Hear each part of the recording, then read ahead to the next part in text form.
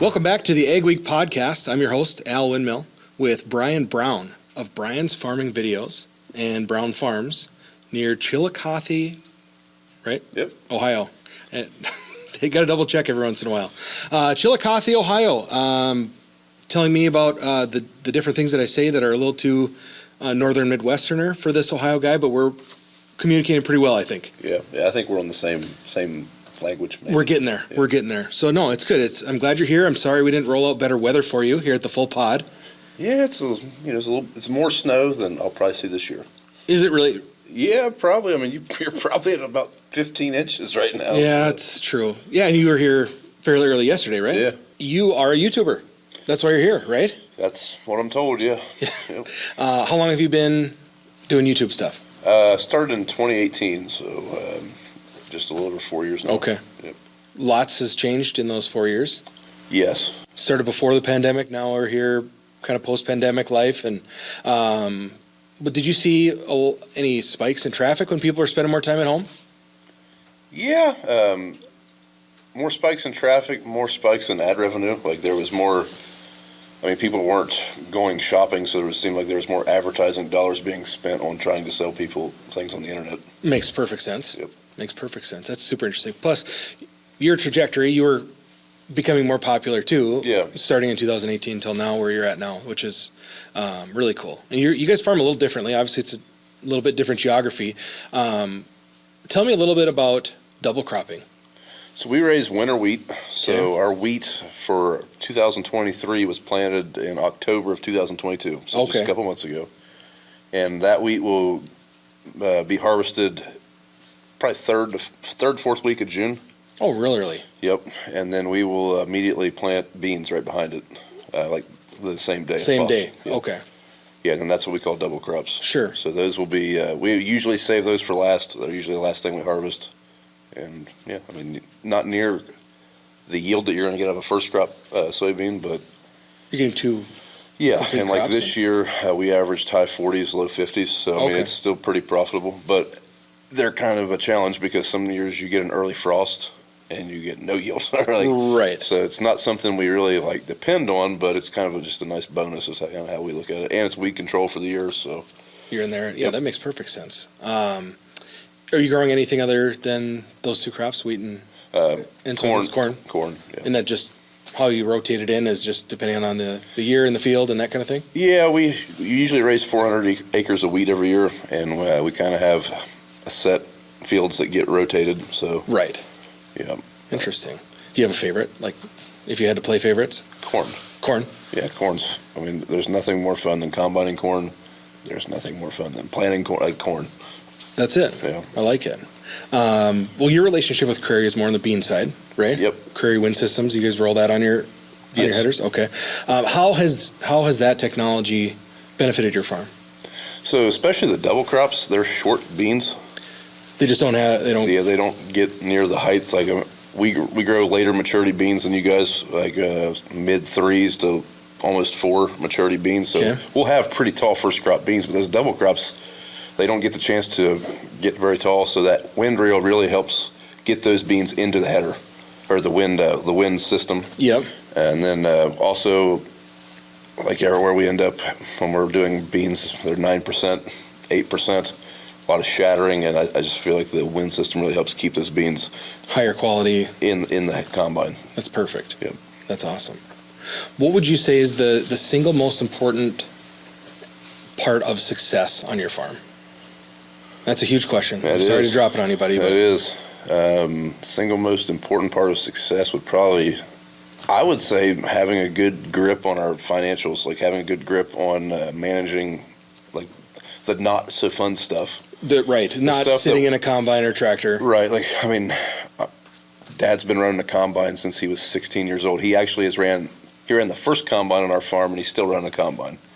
That's amazing. So he's been the combine guy his whole life. He's a great combine operator is what I'm saying, but he could be the greatest combine operator in the world, but if he doesn't know how to manage that farm, it's not going to be successful. And Dad has done a really good job at becoming basically an accountant. Sure, he has to. And that's stuff that he's taught me and my brother. So, I mean, I think it's really helped set us up for success in future generations. That's huge. Yep.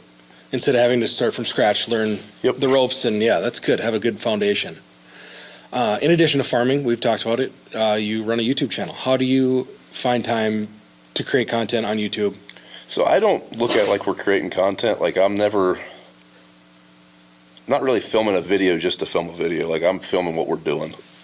So a peek into your life kind of thing. Like, I mean, if somebody was like, well, that video was boring. I'm like, you should have lived it. Like it was boring all day. You guys seen it for 10 minutes. You got the highlight reel, man. This is boring in real life. Yeah, but that's kind of how I approach it. I mean, I see some YouTube channels, they'll quit their day job because their YouTube channel has gotten successful. I mean, the channel has got successful, but unfortunately I have to keep doing the day job is the YouTube channel. So right, which is probably good. I mean, you're not going to run out of content, so that's good. I mean, side income and doing something you really enjoy is important, and sharing it with people who either are doing the same thing as you at farming and want to learn, hey, what's this guy doing? What can I learn from? Or those of us who don't live on a farm who get a little insight into what you're doing. Yeah. Why is it so important to you to be making videos? Because it's not the easy thing to do. It's not like it's financially bankrolling your entire life. So why is it so important to you to make these videos?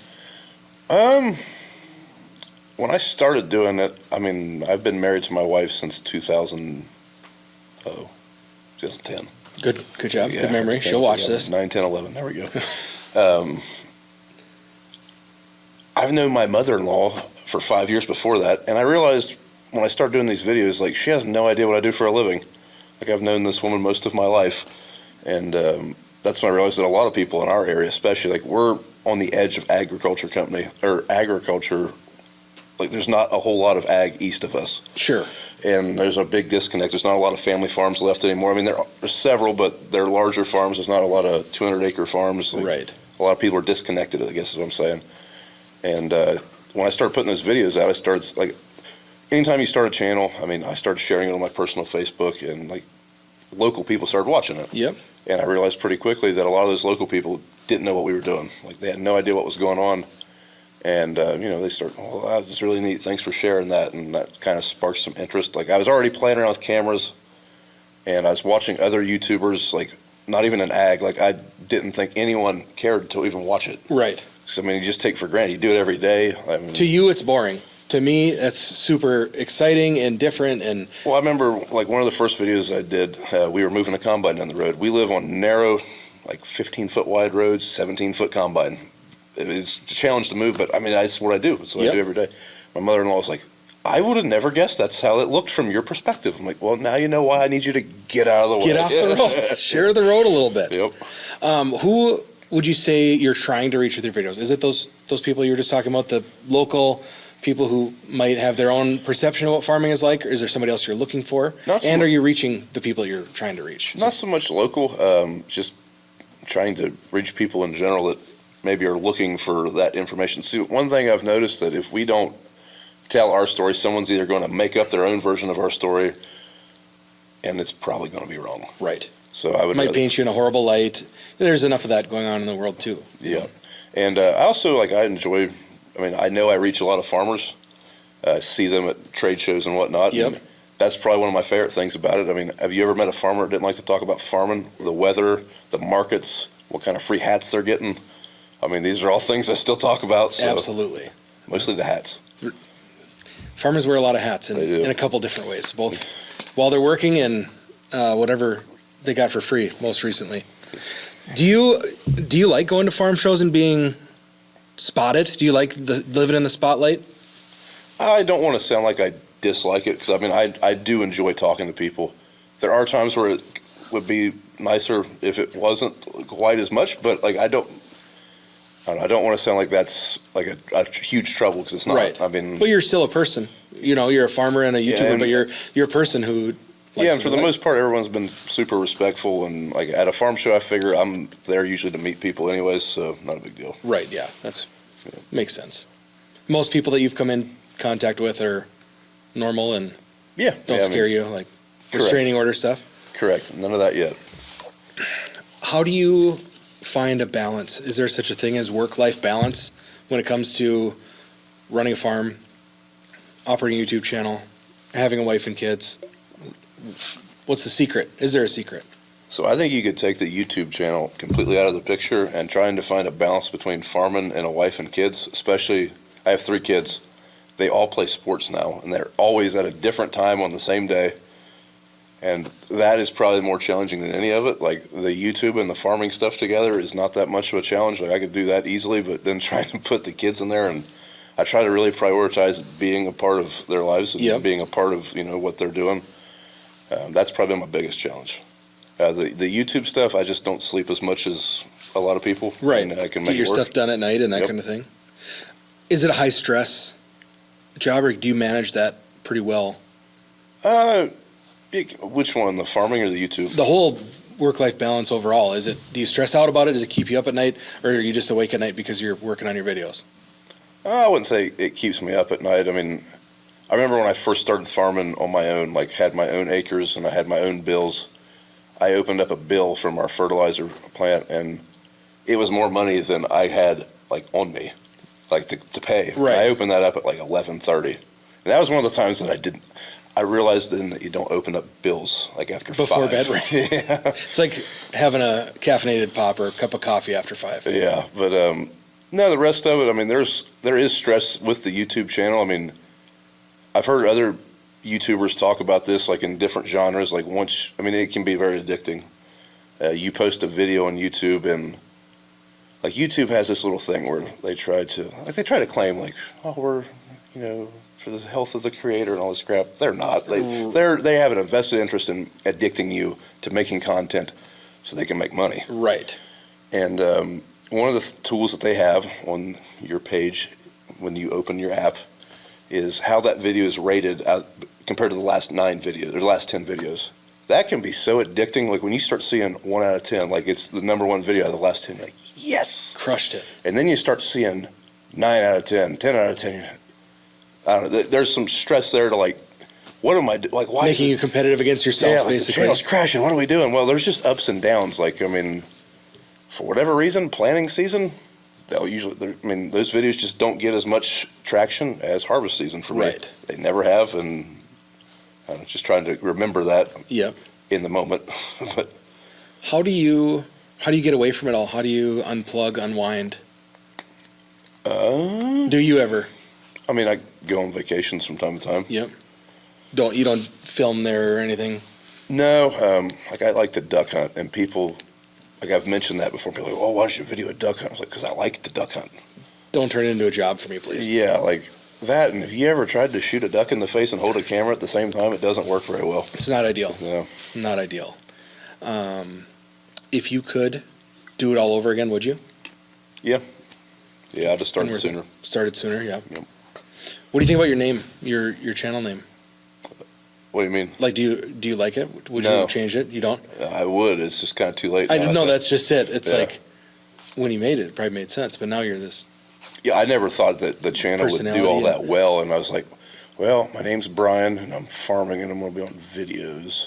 I was like, what would be searchable if someone was like farming videos? Like, that's great SEO. Great SEO. Yeah, I don't dislike your name at all. I was just, the marketing guy. It's not the most brandable thing. Right. I think now, like merchandise wasn't a thing whenever I went down. You're not going to be making T-shirts and hats and stickers and stuff when you're in 2018 just getting started. Yeah, that's not what you're thinking about. Yeah, and then now it's like, man, how do we make that look like a good T-shirt? Right. And I don't know. I would definitely try to put a little bit more thought into the name. Absolutely. Yeah, it's yours though. You own it and you're building it. It's awesome. Yep. What's next for Brian's farming videos? Hopefully we keep viewers coming back for another year. I mean, what more can you ask for? Yeah. But I mean, as long as people are still interested in it and still wanting to see it, we'll probably keep putting out content. I mean, I do enjoy being able to look back. Like 2018 was a miserable harvest for us. Well, I mean, I have all of it on video. So every now and then I can go back and remind myself just how miserable it was. Yeah. It could be worse. Yeah. That's perfect. Brian, thanks for being here with us.